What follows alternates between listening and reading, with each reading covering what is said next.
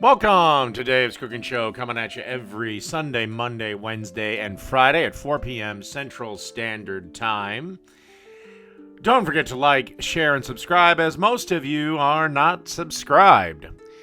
And don't forget to leave a comment and click the bell notification so you know anytime I go live.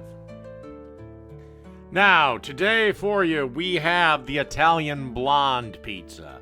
I'm just adding a nice amount of white pizza sauce, and I kind of cheated a little bit with this one. I bought a jar of sauce, so no recipe for this one. I did actually like the sauce, but I can't remember the brand name off the top of my head.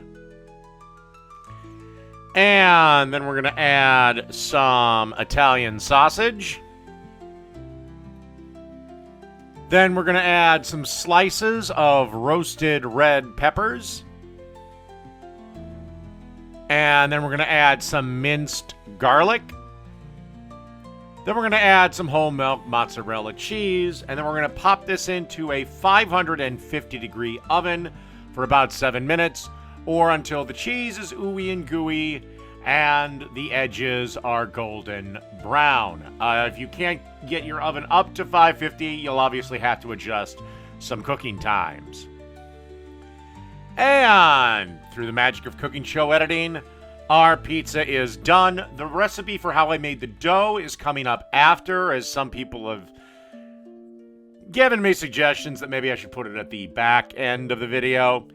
But that is the Italian Blonde Pizza. Done. So here's how we make the pizza dough.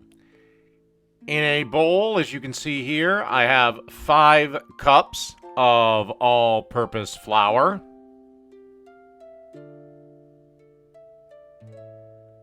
Then I'm going to add 2 packs of instant dry active yeast. If you use regular active dry yeast, not the instant stuff, then you will have to warm up the beer to about 110, give or take. Then we want to add a teaspoon and a half of sea salt. And then you want to add 16 ounces or 1 tall boy of beer. Can be pretty much any beer you like. I just go with Budweiser because that's what I like. Okie dokie.